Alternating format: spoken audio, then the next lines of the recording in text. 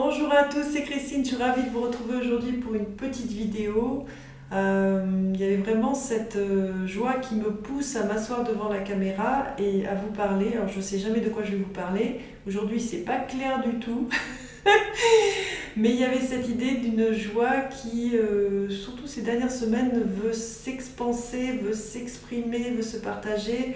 Je vois ça quand je suis des gens aussi dans leurs vidéos. J'ai l'impression qu'il y a beaucoup ça qui veut se partager. Et je le vois aussi chez les personnes que j'accompagne qui en ont marre des histoires dans leur tête. Et il y a cette joie qui pousse derrière pour se reconnaître, pour se vivre, pour manifester autre chose dans leur quotidien. Et je trouve ça super beau en fait. Et quand on parle de manifestation, de vibration, de création, etc., et de joie d'être, forcément, dans la matière va venir illustrer cet état intérieur qui est plus posé, plus joyeux, plus tout ce que vous voulez.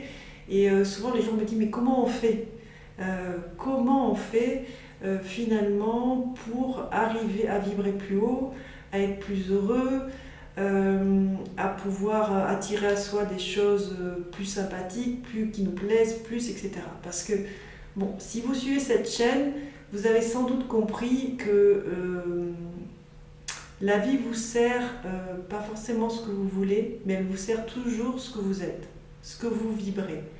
La vie répond à vos croyances, répond à vos croyances sur vous-même, vos croyances sur le monde. Et quand vous avez commencé à comprendre ça, vous vous dites attends, là, il y a un truc, waouh, il y a un truc vraiment à aller voir quoi. Et vraiment, ce que je vous dis là, ne me croyez pas sur parole, testez par vous-même. Testez quand vous vous détendez, qu'est-ce qui se passe quand vous êtes dans une situation compliquée et au lieu de dire oh, c'est compliqué, c'est compliqué, c'est compliqué, je respire, là, waouh. Et vous allez voir dans la matière, ça va changer. Parce que l'onde que vous émettez, ben, c'est super efficace en fait. Ça peut vraiment, des fois, sur une situation de conflit, ça peut vraiment apaiser les choses quand vous arrivez à vous réaligner à un truc qui est là et qui ne peut jamais disparaître puisque c'est ce que vous êtes en vérité. Bon, c'est un autre sujet. Alors, par rapport à ça, j'ai des fois des gens qui me disent oui, j'ai repéré telle croyance en moi, mais je ne peux pas la changer. Donc, je manifeste toujours la même merde et du coup, ils culpabilisent de ne pas encore avoir réussi à manifester ce qu'ils veulent dans leur vie. Alors là, je dis stop, stop, stop, stop. Souvent on a des croyances qui ne sont pas encore conscientisées. Donc du coup, on manifeste des choses sans avoir compris que c'est la partie inconsciente qui a plus d'influence. Ce que l'on vibre, on n'est pas toujours conscient de ce que l'on vibre. Je vous donne un exemple.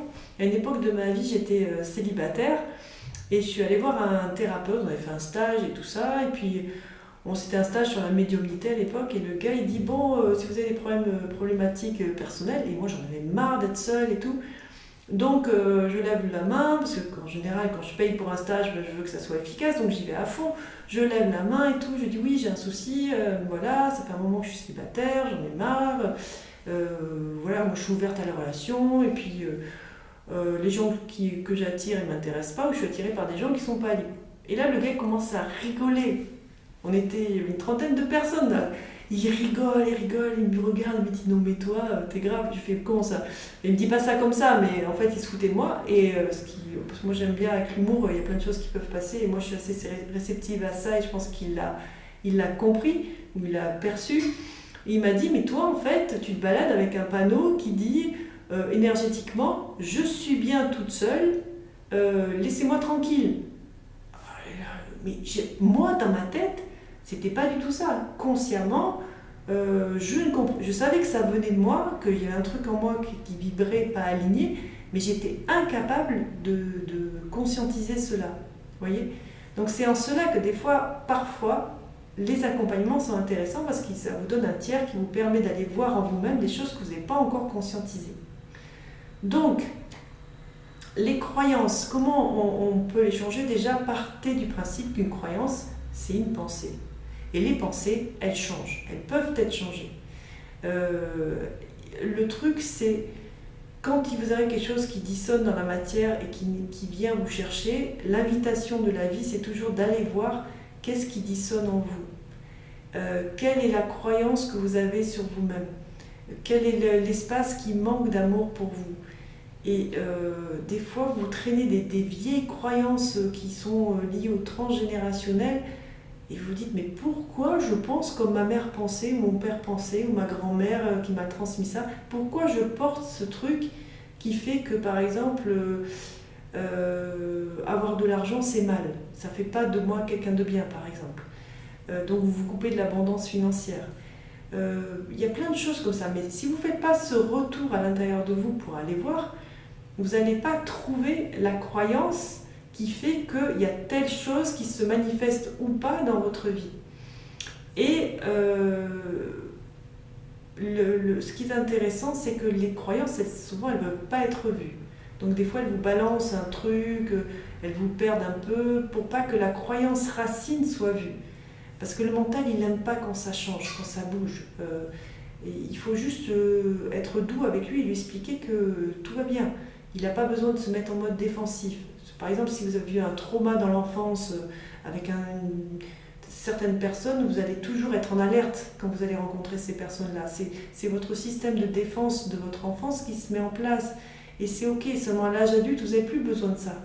Parce qu'à l'âge adulte, vous pouvez vous sentir en sécurité à l'intérieur de vous-même et ne pas être comme ça activé par ce type de personnes-là. Vous voyez, à un moment donné, les gens que vous allez rencontrer, ils ne vont pas vous faire du mal. C'est juste que de par ce qu'ils vibrent, eux, ils vous montrent un truc à l'intérieur de vous qui a encore peur. Donc c'est juste magnifique. La vie est magnifique à toujours nous montrer ces espaces en nous qui semblent encore souffrants, qui ont besoin d'attention, qui ont besoin d'amour. Enfin, moi, je suis émerveillée par tout ça, en fait. Autant dans ma propre vie que pour la vie de ceux que j'accompagne, quand j'ai la joie de pouvoir les accompagner. Donc, l'autre chose que je voulais dire aussi, par rapport aux croyances, pensez que changer une croyance, ça reste une croyance. Et si vous pensez que ça va être difficile, bah ça va l'être.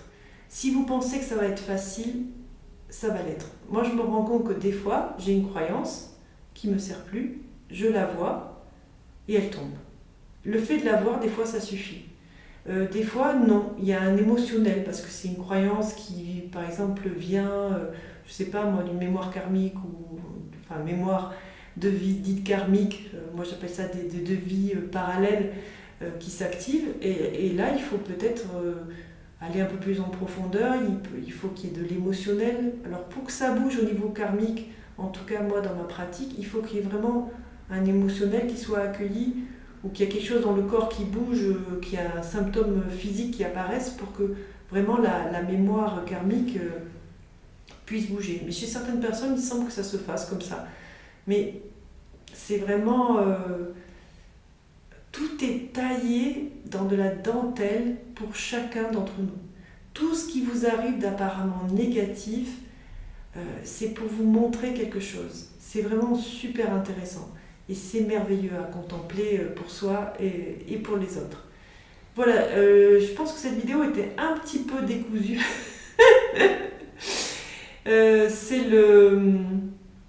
C'est à la fois la spontanéité qui est déroutante pour moi-même, hein, mais je laisse faire. Je pense que je vais quand même la publier. J'espère que vous allez me faire un retour surtout et me poser des questions. N'hésitez pas à liker, à partager, à vous abonner à la chaîne. Sur ce, je vous souhaite une excellente journée ou une excellente soirée et je vous dis à très vite. Ciao, ciao!